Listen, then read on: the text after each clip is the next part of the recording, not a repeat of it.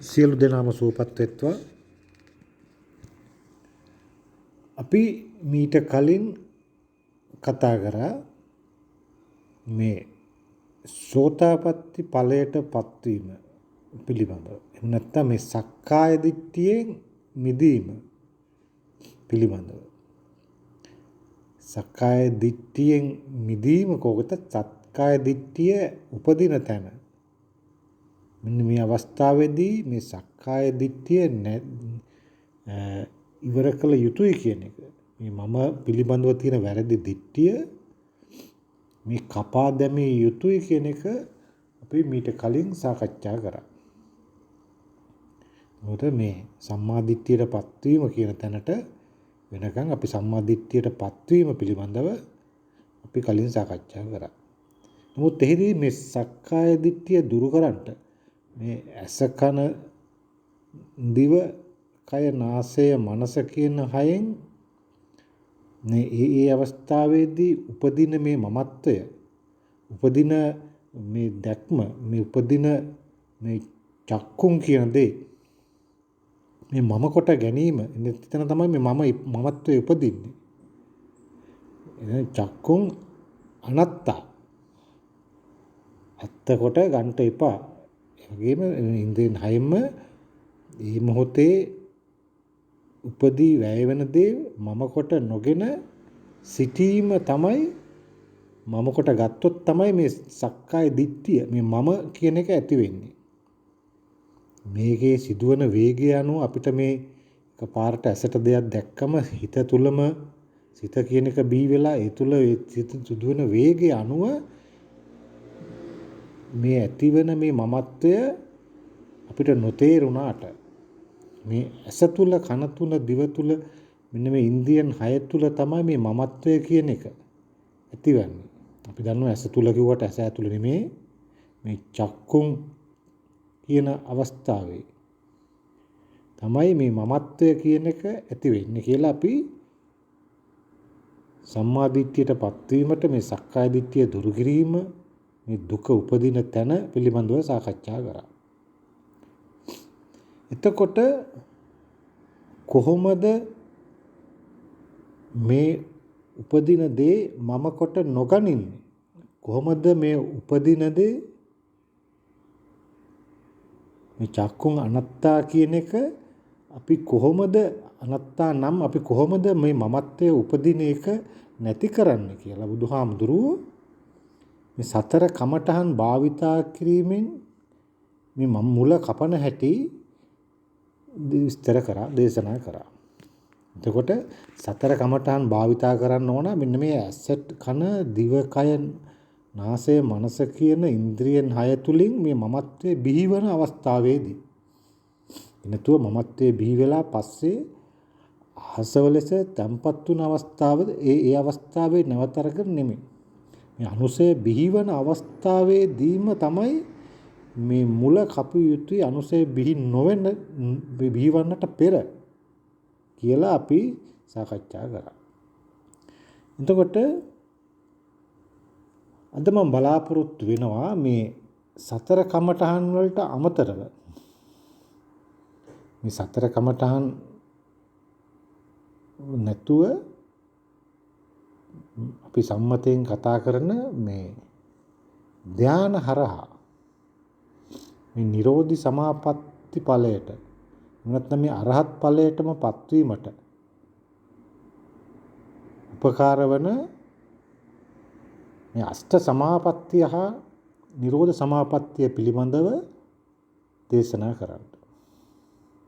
එතකොට මේ සම්මා දිට්ඨියටපත් වෙච්ච එහෙම නැත්නම් සක්කාය දිට්ඨිය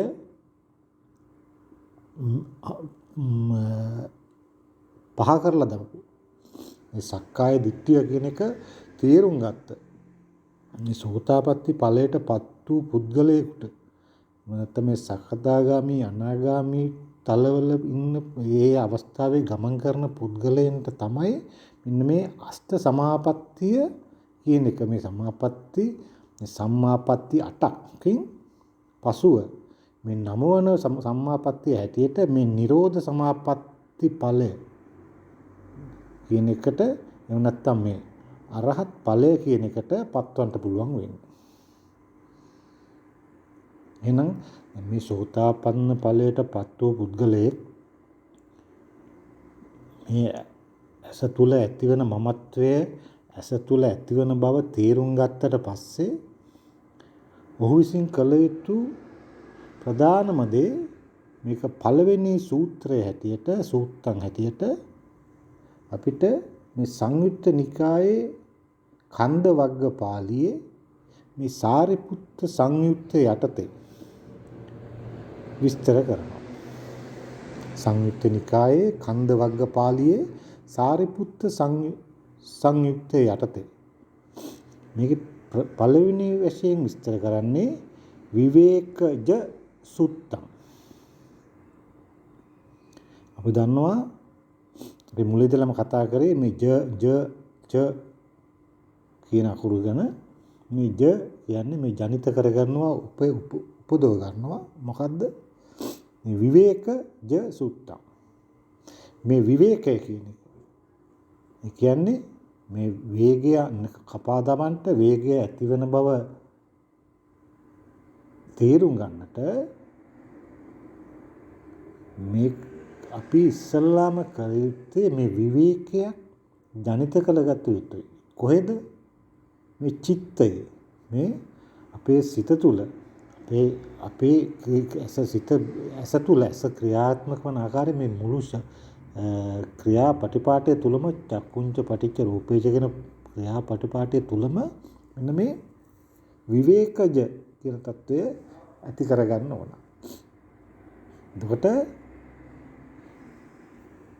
දැන් මේක සාමාන්‍ය භාවිතයේ හඳුන්වන්නේ මේ පඨමං ධානං කියලා. නැත්නම් ප්‍රථම ධානය. නමුත්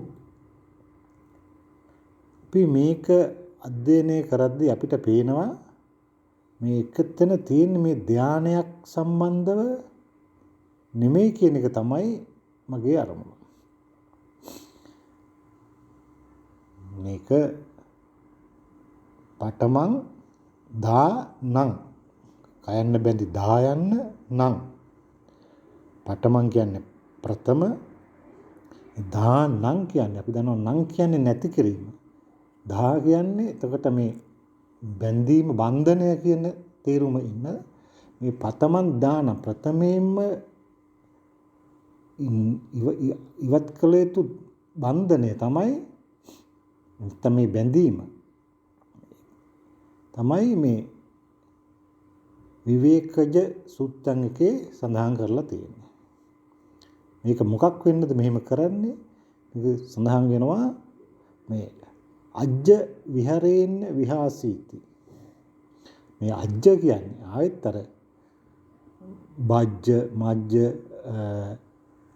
මජ්ජිමා කියන තැනේ මේ ජයනු දෙක මේ 6 මේ අජ්ජ විහාරයෙන් විහාසිතයන්ට තමයි මෙන්න මේ විවේකජ සුත්තං එකේ මේ විවේකය මේ ජනිත කරගත යුතුයි කියන එක. එතකොට මේක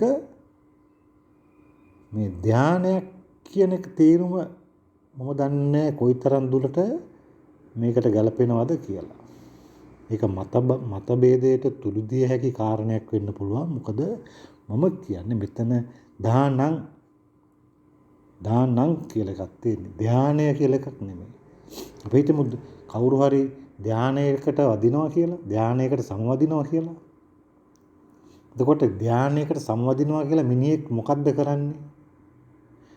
ඒ මිනිහාගේ සිත යම්කිසි තලයකට අරයි යන්නේ. ඒක ධානයකට සමවදිනවා කියලා කරන්නේ. ධානයක් කියලා සාමාන්‍ය සමාජයේ සාමාන්‍යයෙන් තියෙන එක ධානයකට සමවදිනවා.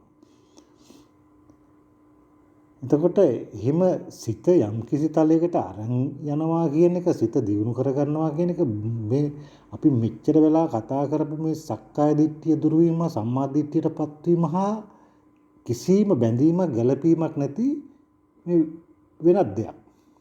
අපි මේ කතා කරේ මේ චිත්තං විමුක්තිය. මේ සිත කියන එක උපදින්න පෙර මේ කපා දමන එකක් ගැන. දැන් එතකොට මේ ධානං කියන එකක් මෙතන තියෙන්නේ. මේක ධානයකටපත් වෙනවා ප්‍රථම ධානය, ဒုတိ ය ධානය, තතිය ධානය කියලා මේ ධානයකටපත් වෙන ධාන වඩනවා කියලා කොතනින් ආරම්භ වුණාද පටන් ගත්තද කියලා අපි දන්නේ නැහැ. නමුත් යම්කිසි එහෙම ධාන වැඩිීමේ සිත දියුණු කරගත්ත අය සිත ශරීරයට වඩා ශක්තිමත් කරගෙන සිත විසින් ශරීරයේ උසුලා යන කට්ටිය එහෙම ඉන්නවා. එහෙම ඉඳලා තියෙනවා. නමුත් බුද්ධ දේශනාවේ මේ සිත දියුණු කිරීමක් හෝ සිත ශක්තිමත් කර ගැනීමක් නෙමෙයි මේ චිත්තං විමුක්තිය. මේ සිත කියන එක ඇතිවන්ට පෙර මේ අනුසය උපදීමට පෙර නැති කිරීමක් ගැන තමයි බුද්ධ දේශනාව තියෙන්නේ.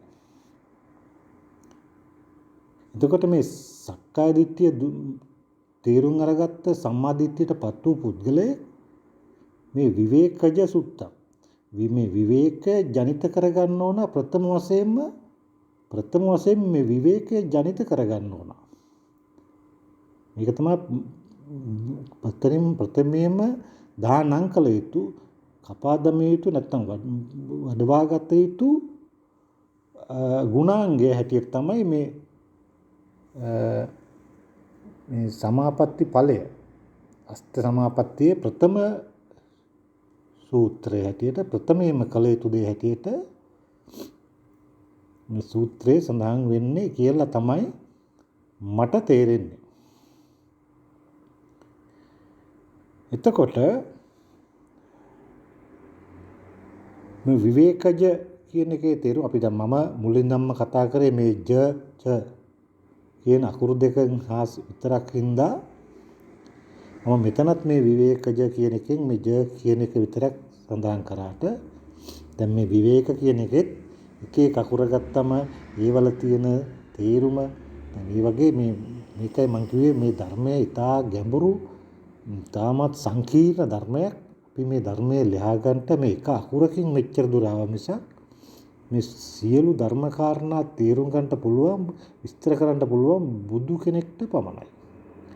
දැන් මේ විවේකජ සුත්තං කිව්වම ඔයා ඒ බුදු කෙනෙක් විස්තර කරන දේ පැහැදිලි කරන දේ ඒ සම්බන්ධව තේරෙන්නේ තවත් බුදු කෙනෙක්ට විතරයි.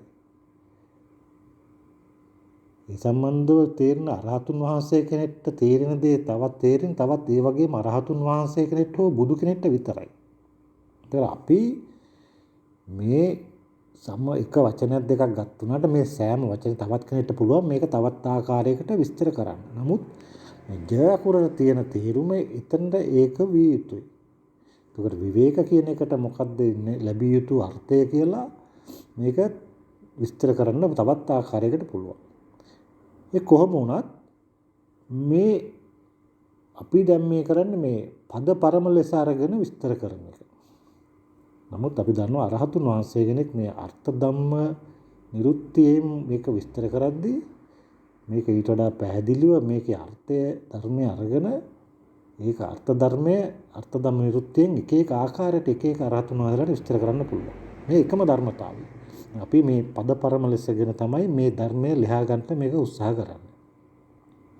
එතකොට මට මේකේ මුලින්ම කියන්න මෙන්න මේ ධානයන් කියන එක මේ ධාන වඩනවා.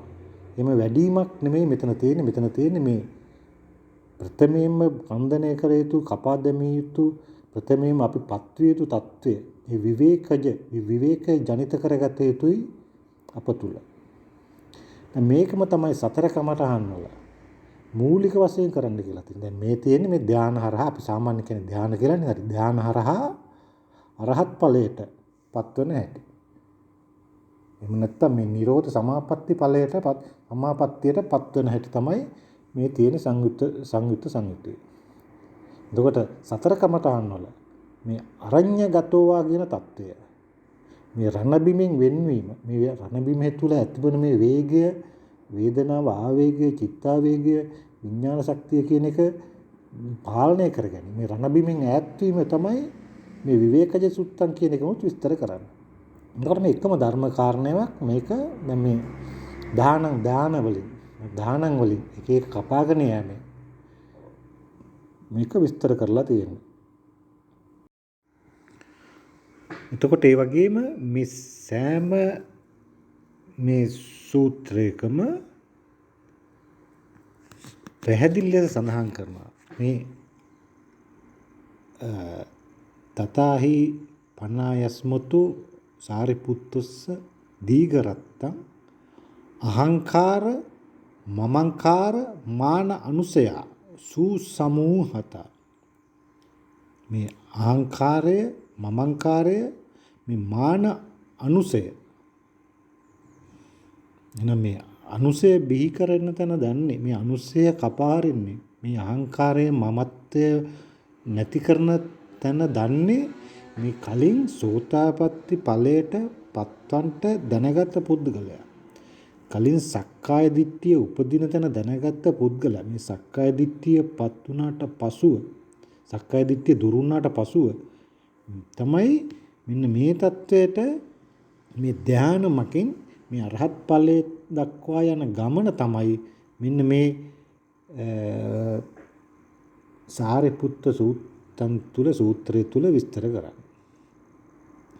එහෙම නැතුව මේ ධාන ලැබීම මේ ධාන ලබාගෙන මේ නීව සංඥා ඥා සංඥා වෙන තියෙන ලෝකවලට ගාමන් කිරීමක් නෙමෙයි මෙතන මේ පැහැදිලිව විස්තර කරන්නේ. මේකේ මට ප්‍රධාන වශයෙන් විස්තර කරන්න ඕනේ මේ අවසාන වශයෙන් මේ අෂ්ට සමාපත්තියට පසුව එන මේ නිරෝධ සමාපත්තිය පිළිබඳවයි. නමුත් අපි මේ නිරෝධ සමාපත්තියට පත්වන්නට කලින් නිරෝධ සමාපatti ඵලයට පත්වන්න කලින් මෙන්න මේ අෂ්ට සමාපත්තිය පසු කරලයි එතනට එන්න ඕන. අපි කතා කරේ දුක දැනගත්ත පුද්ගලයෙක් දුක දැකගත්ත පුද්ගලයෙක් මේ දුක නිරෝධ කරන්න ඕන කියලා. එතකොට මේ දැකගත් පුද්ගලයා මේ නිරෝධයේ සමාපත්තියට කලින් මෙන්න මේ තමන්ගේ වේගය පාලනය කරගන්න හැටි තමන් විසින් කළ යුතු ක්‍රියාකාරකම් මේ සතර කමඨහන් වඩන්ට කලින් ඒ කරන ක්‍රියාකාරම් හා සමානම මේක වෙනත් විදියකින් වෙනත් ආකාරයකින් විස්තර කරලා තියෙනවා. මේ එකම ධර්මය තමයි සතර කමඨහන් තුලත් මේ තුලත් සඳහන් වෙන්නේ මේ අරහත් තත්ත්වයට පත්වීමට මේ චිත්තං විමුක්තියට පත්වීමට අවශ්‍ය ධර්මයයි. එහෙම නැතුව මේ සිත දියුණු කරගෙන මේ සිත එක එක තැන් වලට ගෙන යාමක් නෙමෙයි. මොකද අපි දන්නවා අපි කලින් කතා කරා මේ සිත උපදින තැන දුටු කෙනා මේ චිත්තං විමුක්තියට පත්විය යුතුයි. මේ සිත මෙතනයි උපදින්නේ මෙතනයි අනුසය උපදින්නේ මෙතන අනුසය උපදිනුත් ආසව ලෙස තැම්පත් වීමයි සිත කියන්නේ කියන එක දැකගත් පුද්ගලයා තමයි මේ ක්‍රියාකාරකම් ටික කරන්නේ. එතකොට මේ ධානය වැඩිවීමක් සිත දියුණු කිරීමක් නෙමෙයි මේ දානං මේ බන්ධනේ මේ දැවීම මේ නැති කිරීම තමයි මේ පඨම දානං ဒုတိ ය දානං තතික දානං කියලා මේ විස්තර කරලා තියෙන්නේ. එතකොට මේ ධාන අට මේ දානං අටකින්ම මේ අට ආකාරයකින්ම ඊට පස්සේ අපිට තියෙනවා අවිතික්ක සුත්තං ප්‍රීති සුත්තං මෙහෙම කියලා මේ සෑම ආකාරයකින්ම මේ අපි නැති කරන්නේ අපි කපා දමන්නේ මේ අපේ නිරෝධ සමාපatti ඵලයට පත්වීමට එහෙම නැත්නම් මේ රෝධ නොගසන තත්වයට එහෙම නැත්නම් මේ උපන් දේ වය වෙන බව උපාදෝ වය දමිනෝ කියන තත්වයට සිත අරන් ඒමට නැත්නම් ඒම දෙයක ඒ තත්වයට සිත ගේම කියමත් වැරදි හරිනම් මේ තාමත් මේ අවස්ථාවෙත් මේ සිත කියන එක උපදිනවා මේ සිත කියන එක තියෙනවා ඒක නැති තත්යක් නෑ. නමුත් මේ උපන් සිත නිරෝධ කිරීම ඒ රෝධ නොගසන තත්වයට පත් කිරීමට සිත පාලනය කරගන්න සිත හැදීම උපමට්ටම් කිරීම තමයි මෙන්න මේ වලින් විස්තර කරන්නේ. එතකොට මේ මුල් සූත්‍ර හතරෙම නැත්නම් මේ මුල් ධාන හතරෙම මුල් සමාපatti හතරෙම මේ සඳහන් දෙයක් තමයි මේ අහංකාර මමංකාර මාන අනුසය සුසමූහතා කියන එක. මේ සමූල ඝාතනය කරේ මේ ඉන්ද්‍රිය පාරිශුද්ධය. එතකොට මේ සෑම දෙයක්ම මේ සූත්‍ර හතරේ තුලම පැහැදිලිව විස්තර කරලා තියෙනවා. එතකොට මේ අරඤ්‍යගතෝවා රුක්කමූලගතෝවා ශුඤ්ඤාරගතෝ වා නිසීදසි පල්ලංකං ආභූජිත්වා කියන தත්වයම තමයි මේ ප්‍රධාන වශයෙන් මේ හතරෙන් විස්තර කරන්නේ. එතකොට ඊට පස්සේ මේ විඥානංචායතන, ආකින්ඤංචායතන, නේව සංඥා නාසඤ්ඤායතන කියන මෙන්න මේ ආකාසඤ්ඤායතන කියන මේ හතර මේ උජුං කායම් පනිදාය පරිමුඛං සතින් උපට්ඨපෙත්වා සෝසතෝ අස්සසති සෝසතෝ පස්සසති කියන දෙයට අදාළව තමයි මේ හතරෙන්ම විස්තර කරන්නේ. මේ දීගං වාසසන්තෝ දීගං වාරසසන්තෝ රස්සං වාසසන්තෝ රස්සං වාපස්සසන්තෝ මෙන්න මේ හතර ඒ එතන විස්තර කරන ඒ කොටස මේ කොටස් හතරෙන් මේ අෂ්ට සමාපatti ඊළඟ 7 ඉඳලා 5 6 7 8 කියන මේ සූත්‍ර හතරෙන් විස්තර කරන්නේ. එතකොට ඉන්නේ ඒ හතර වඩාගත්තු පුද්ගල. එතකොට ඒ අෂ්ට සමාපත්තියම වැඩූ පුද්ගලයට තමයි මේ නිරෝධ සමාපත්තිය කියන එක උදා වෙන්නේ.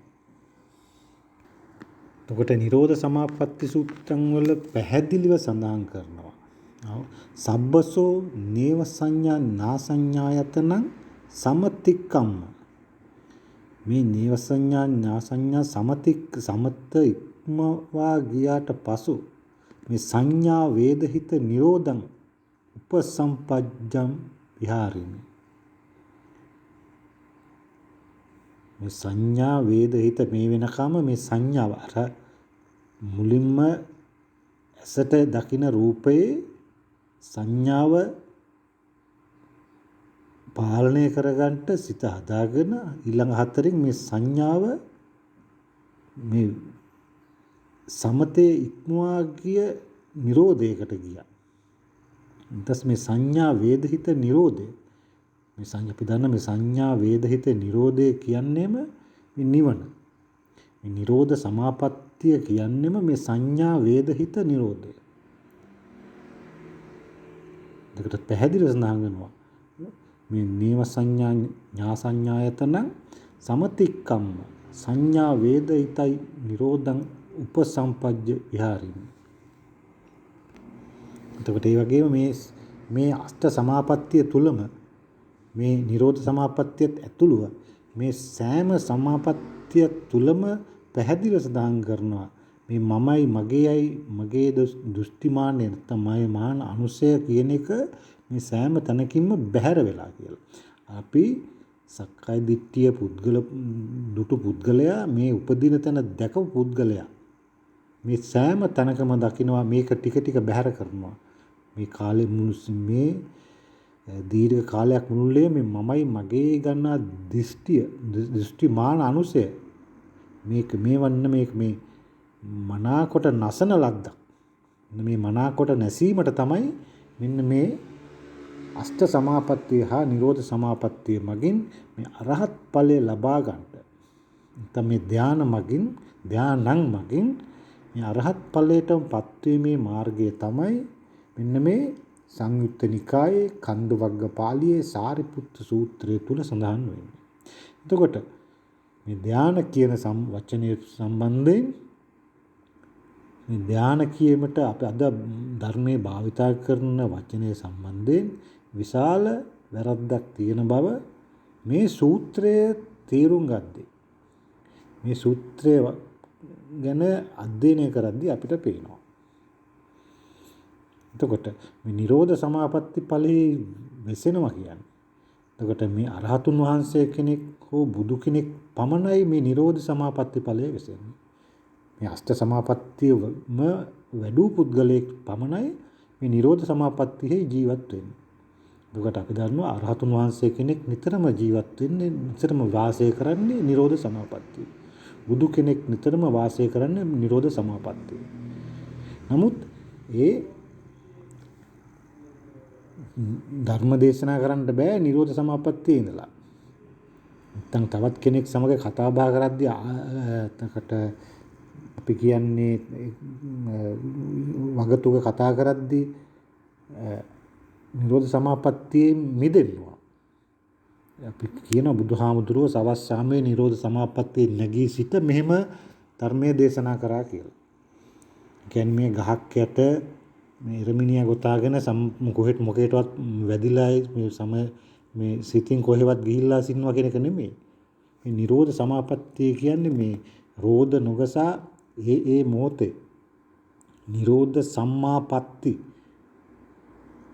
මේ පංචස්කන්ධය නූපන් ලෙස මේ සංමා වෙලා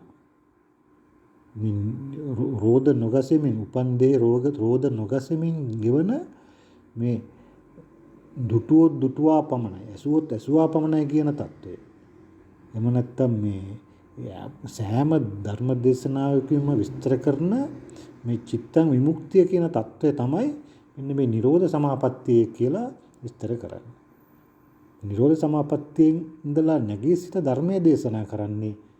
අපි දන්නවා ධර්මයේ දේශනා කරද්දී අතීත සිද්ධි මතක් කරන්න ඕන, අනාගත සිද්ධි මෙනෙහි කරන්න ඕන.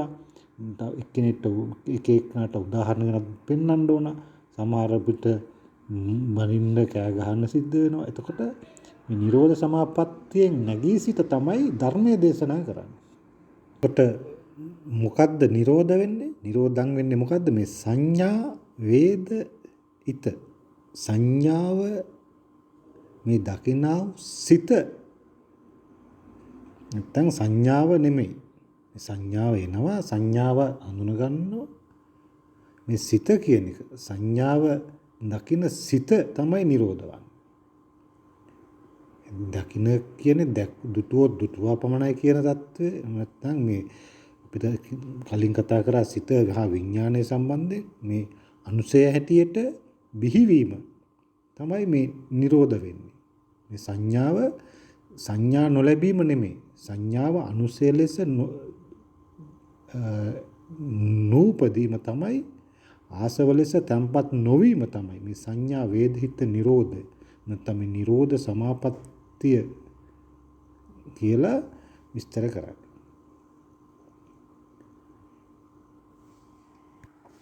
එතකොට මේ සම්මාපatti අංග 9ෙම මේ අහංකාර මමංකාර මාන අනුසය කියන එක සමූල ඝාතනය කිරීම නැති කිරීම සිදු කරලා මේ සංඥා වේදිත නිරෝධ කරගැනීම නැත්නම් මේ චිත්තං විමුක්තියටපත් වීම තමයි අරහත් මාර්ගයේ බුද්ධත්වයේ කියලා බුදු කෙනෙක් විස්තර කරන්නේ. අපිට සතර කමඨාන් තුලින් මීට වඩා निराවුල්ව පැහැදිලිව ප්‍රායෝගිකව මේ සම්බන්ධයෙන් තේරුම් ගන්නට විස්තර කරන්න පුළුවන්. එතකොට නමුත් අපි මේක මුලින් විස්තර කරලා සතර කමඨාන් මගින් මේකම විස්තර කරන්න උත්සාහ කරන්නේ. එතකොට යම් කිසි ගලපා ගැනීමක් ඒකමද මේ කියන එක කොහොමද මේක වෙන්නේ කියන එක යම් කිසි ගලපා ගැනීමක් ගලපා ගන්නට හැකි වෙයි කියන අරමුණින් තමයි මේක කලින් විස්තර කරේ. නමුත් මීට වඩා ලේසියෙන් පහසුවෙන් මේ සතර කමඨාන් මගින් මෙන්න මේ සම්මාපatti අංග සියල්ල පරිපූර්ණ කරගන්න හැටි මේ එකම ධර්මයකින් එකම කාරණයකින් එක ක්‍රමයකින් අපිට තේරුම් ගන්න පුළුවන්. ඔබ සැමට තෙරුවන් සරණයි.